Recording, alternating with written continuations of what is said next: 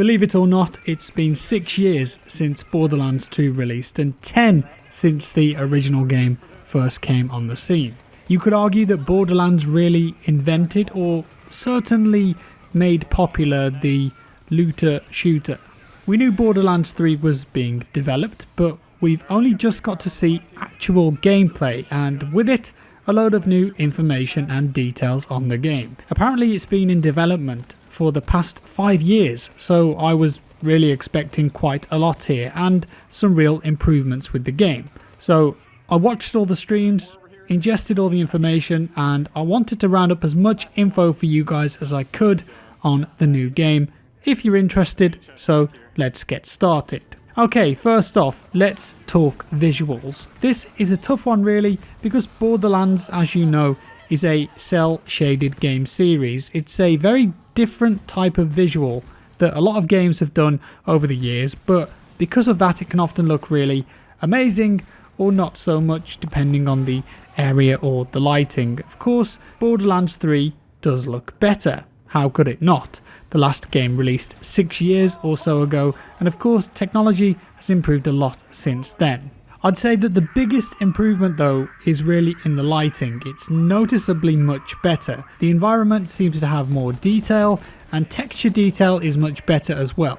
I think on first glance it would be easy to assume that there hasn't been much improvement, but I imagine if you put Borderlands 2 and 3 next to each other, you could absolutely see the difference. Alongside that, one of the things that I was most impressed with was the environments, and they look massively varied, something which should be applauded. Randy Pitchford, who was presenting all of this, mentioned quite a few times during the reveal that this is the biggest Borderlands to date by far, and I can absolutely believe that given what they showed off. For the first time in a Borderlands game, you can actually move between planets, leaving Pandora, the main planet featured in the previous games. And you've got a ship called the Sanctuary, and this acts like your base of operations, if you will, and it lets you move between the planets as you see fit. Because of this, Gearbox, the developers, have way more options in terms of game design to make each area look really unique. A bit like Destiny 2, I suppose. In fact, on Sanctuary,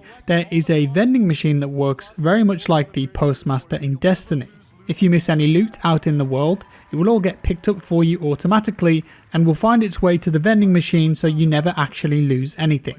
I think there that you could offer up some comparisons with Destiny 2, but Borderlands has always been pretty true to itself. It's a looter shooter and it makes no bones about it. One of the biggest draws for players of Borderlands over the years has been its co-op element, and thankfully that's not going anywhere. Playing through the campaign with friends, they say, has never been easier.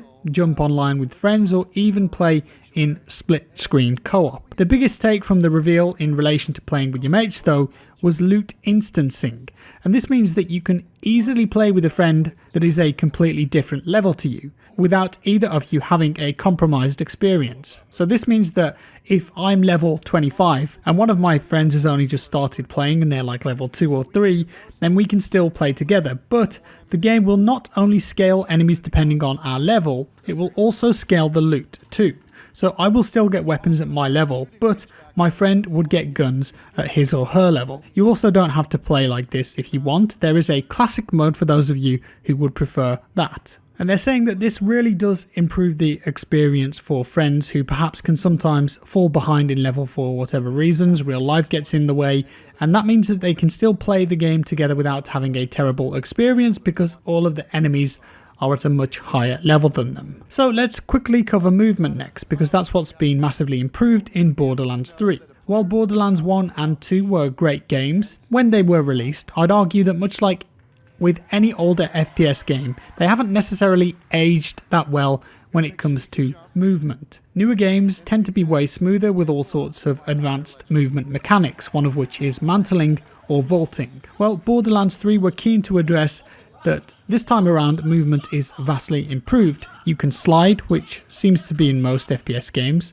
bit of a trend recently, but you can also vault over cover, which hugely improves how you move around the environment. In fact, this links in with something else too, because this time around you can really use the environment to your advantage and use traps to kill enemies. You could spill some oil and set it on fire, or perhaps push some explosive barrels towards your enemies to deal a ton of damage. There are quite a few ways here that you can use the environment to help you out. But of course, at its core, the meat and bones, Borderlands, what it's really about is guns.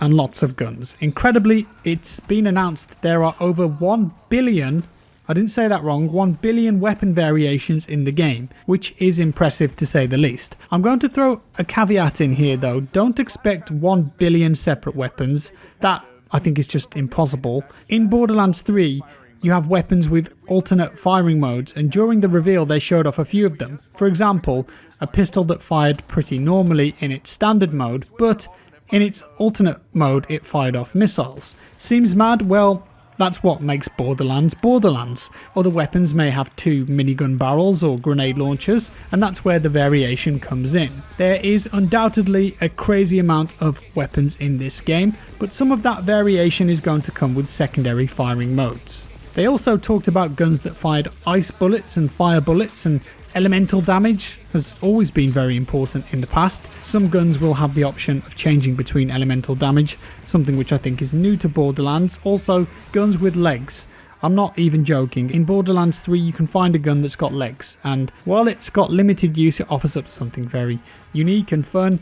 And Gearbox have made sure that weapons that you find that offer limited use have incredibly unique elements to them. One interesting thing with the gunplay though, and the environment, was the introduction of a little bit of micro-destruction. Certain cover elements did take damage over time and got destroyed, which exposed the AI, which was something interesting. Enemies getting gibbed also never gets old, and the particle effects did look great. Don't forget that Borderlands has vehicles too. In fact, the reveal trailer showed all sorts of vehicles, from off-roaders to some sort of rolling orb. Not quite sure on that one, but it looked cool. You can, however, hijack enemy vehicles if you want them for yourself. So in Borderlands 3, you've got 4 playable characters that you can choose from. Mose, the gunner, Amara, the siren, Flak, the Beastmaster, and then Zane, the operative. And all of these offer up a different style of gameplay and a different personality. Each of the characters has the choice of 3 action abilities that they can use, and then deeper than that, they've got a skill tree within that ability that you can customize. Zane can put down a copy of himself that he can teleport to, and Amara has an ability called Phase Cast, and that will allow her to shoot a spectral form in a single direction. Of course, the game is also meant to be played in co-op, so there's a playstyle for everyone, and Gearbox have said that even with the same action ability, there are plenty of variations to be had within each skill tree.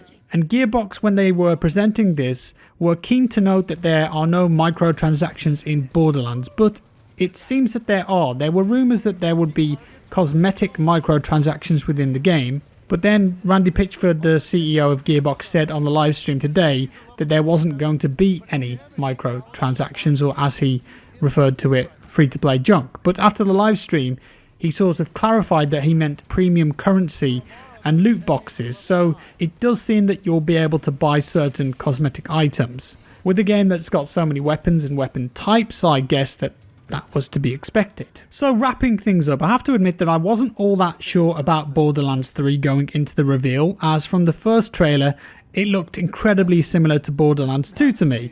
And you might say, well, that's not a bad thing. On the surface they may look similar, but I think there's a lot more depth and love under the hood in Borderlands 3, and it seems like there's plenty here to keep you occupied. Take Sanctuary 3 for example, your ship, the home base thing.